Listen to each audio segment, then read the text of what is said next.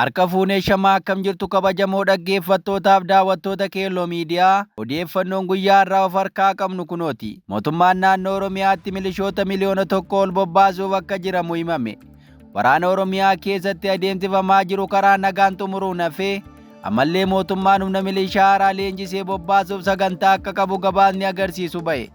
Bilisiginnaan waraana waggootaaf gaggeessaa jiruun ilmaan Oromoo hedduu galaafachaa akka turee fi ammas ka jiru yoo ta'u, dhiyeenya kana ammoo humna raayyaa ittisa Itoophiyaa muraasa Oromiyaa keessaa baasuu hordofee milishoota hanga miliyoona tokko bobbaasuuf akka jiru himame.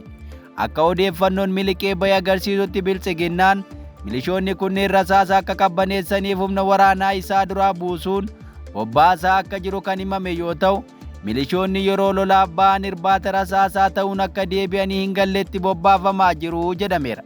Kun utuu kanaan jiru godina Wallagga Lixaa Qaaxanaa 4 irratti milishoonni leenji'aa turan eebbifamaniiru jechuun miidiyaaleen mootummaa ifoomsaniiru. Bakka bu'aa qajeelcha poolisii godina Wallagga Lixaa Komaandar Girmaa Uummataa fi itti gaafatamaan waajjira bilisiginnaa godinichaa obbo Badhaasaa Dhaabaa sagantaa eebba milishootaa jedhame kanarratti argamaniiru. Milishoonni kunneen kanneen umuriin jaaran ari'anii qaqqabuu fi ganii jalaa ba'uu kan hin dandeenye akkasumas ispoortii fi leenjii gahaa kan hin arganne ta'uu kan himan maddeen bilisiginnaan lubbuu ilmaan hiyyeessaan qumaara siyaasaa taphataa jira jedhamuun qeeqameera. Oduu keenya itti aanuun gumiin tumsa tokkummaa Itoophiyaa nageenyi kaadhimamtootaa osoo hin mirkanaa'in duulana filadhaa dirree akka hin gaggeessine beeksise. Gamtaan paartilee siyaasaa 4 irraa ijaarame gumiin tumsa tokkummaa Itoophiyaa naannolee rakkoo nageenyaa qaban jedhe kanneen akka naannoo Amaaraa fi naannoo Tigraay guutummaatti akkasumas naannoo Oromiyaa keessa muraasaa fi naannoo Benishaangul Gumuz godina Matakkal dabalatee nageenyi kaadhimamtootaa osoo hin mirkanoofne duulana filadhaa dirree irratti akka hin gaggeessine ibsa dhiyeenya baaseen ifoomse. Gamtaan paartilee siyaasaa kun murtoo kanarra kaga'e akka gabaasni jedhutti odeeffannoo fi ragaa bal'aa kaadhimamtoota irraa kallattiidhaan hawaasa naannoo sanaa fi ibsaawwan ifatti ba'an irraa walitti qabateen kanarra ga'u ibseera. Akkasumas yaaddoo kana dura dursee gara boordii filannoo biyyaalessa Itoophiyaa xalayaan beeksisuu isaa himeera. Akka ragaa qabatamaa murtoo kanaaf dhiyaatetti galmeen dorgomtootaa erga xumuramee fi sochiin filannoo jalqabamee booda Bitootessa 12 bara 2018 lakkoofsa Itoophiyaan godina Gondor giddu galeessaa fi magaala Gondor aanaa Azeezoo Tseeddaa keessatti kaadhimamtoonni qindeessitoonnii fi filattoonni sodaa guddaa fi dhiibbaa sammuu jalaa akka turan ibsameera. Haalli kunis balaa jireenyaa gara fuulduraatti uumamuu danda'uuf akeekkachiisa duraa akka ta'e hubachiiseera. Gamtaan kun haldureewwan filannoo dura kaa'ee deebisee yaadachiiseera. Isaan keessaa walwaraansi biyyattii keessa jiru karaa nagaan mariidhaan akka furamu, hidhamtoonni siyaasaa akka hiikaman, gufuuwwan walabummaa siyaasaa akka ka'an, akkasumas rakkoon walabummaa miidiyaa akka furamu kanneen jedhaman keessatti heeraman. Haa ta'u malee haalonni kun osoo deebiin argatiin mootummaan gara filannootti saffisaan deemaa jira jechuun qeeqeera.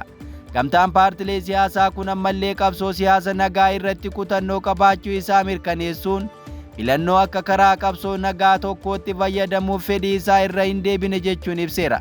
Garuu waraanni mariidhaan osoo hin furaminii fi nageenyi kaadhimamtootaa osoo mirkanoofne naannolee heeraman keessatti duulana filadhaa dirree irratti gaggeessuun akka hin danda'amne ifatti beeksise. Gamtaan kun dabaluun iddoowwan muraasa keessatti galmee kaadhimamtootaa raawwachuu danda'eera jedhe. Haalli yeroo amma jiru tattaaffiin sun hammam rakkisaa akka ture kan agarsiisu ta'uu ibseera. Dhumarratti tarkaanfii itti aanu uummataaf ifatti akka beeksisu waadaa akka gale yoo ta'u, mootummaan waraana dhaabuunii fi haala siyaasa nagaa uumuuf gahee isaa akka baachuu qabu waamicha dhiyeessee jira. Oduu keenya itti aanuun dhaabbanni ministeera fayyaa Itoophiyaaf hospitaala addaa Xiqur Ambassaa waliin ta'uun ji'a Bitootessaa akka ji'a hubannoo kaansarii aanjeetti kabajuun hawaasaaf hubannoo laachaa jira. Ibsi daayiriktarrii fi ogeeyyiin fayyaa akka ibsa dookteroonnii fi ogeeyyiin fayyaa akka mul'isutti dhukkubni kaansarii aanjee addunyaa irratti waggaan namoota miliyoona 1 ol ta'an irratti mul'achaa jira jedhame. Itoophiyaa keessatti waggaan namoonni 80,000 ol ta'an kaansarii adda addaa qabaachuun isaanii ni galmaa.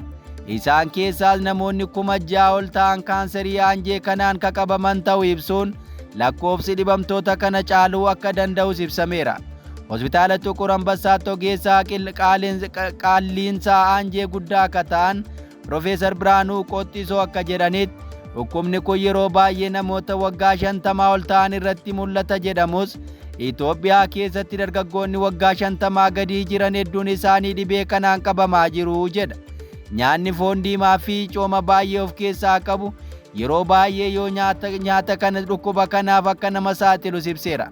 Tamboo aarsuu fi dhugaatii alkoolii baay'inaan fayyadamuunis balaa dhibee kanaa dabalaa jira jedha. Dhukkubni kun yeroo jalqabaatti mallattoo homaa kan hin mul'isne ta'uu ibsuun garuu yeroo keessa guddataa dhufuun rakkoo garaa yookaas konistaapeeshinii dhangala'aa fi fincaan keessatti jijjiirama biroo agarsiisuu danda'a jedheera.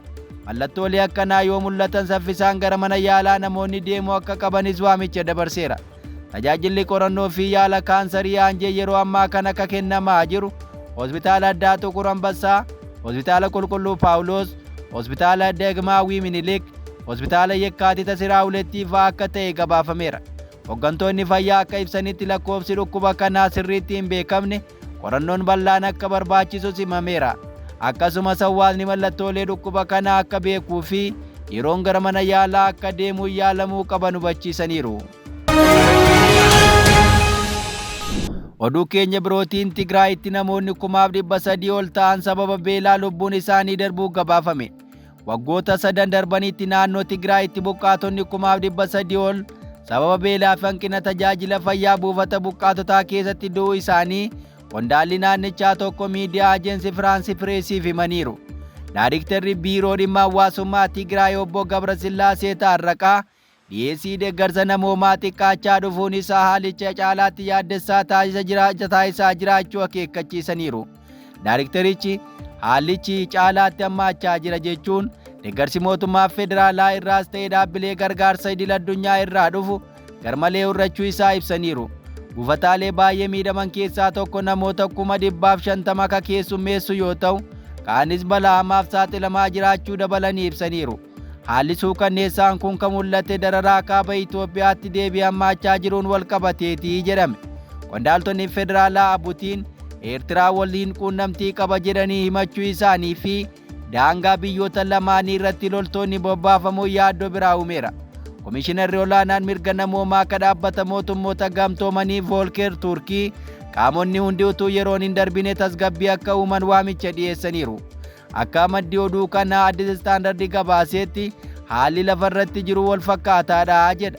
Akka gabaasa kanaatti ragaa bitootessa 10 bara 2018 akka lakkoofsa Itoophiyaa irraa eegalee jiruun buufata Ayiitsaa keessatti waxabajji 2017 akka lakkoofsa Itoophiyaa irraa kaasee yoo xiqqaate namoonni 333 beelaaf sababa hanqina qorichaan du'aniiru. Gama biraatiin Adowaa keessatti baatii fulbaanaa bara 2018 irraa eegalee namoonni 125 du'uu isaanii ibsameera. Qindeessitoonni buufataalee fi buqqaatonni gargaarsi irrachuuf guyyaa guyyaan namoonni haaraan qe'ee isaanii irraa buqqa'an dhufuun rakkoo kana hammeessaa jira jedhu. Namoonni sababa gargaarsa dhabaniif komachaa jiru. Namoonni du'aa jiru jechuun qindeessaan giddu galaa EDP'n Abrahaam Abraatoo himaniiru. Gabaasni kun miidhaa namoomaa kanaan dura akkasumas naannolee fi Tigraay biroo keessatti gabaase akkasumas buqqaatonni Sudaan irra deebi'an baatiiwwan hedduuf deeggarsa tokko malee turuu isaanii caalaatti kan mul'isudha jedhameera. Maatiiwwan Tigraay dhiyaa irraa buqqa'anii buufata Ayiitsaa keessa jiran miidiyaa naannichaa bakka ibsanitti hanqinni nyaataa fi qorichaa du'a namootaatiif sababa ta'eera.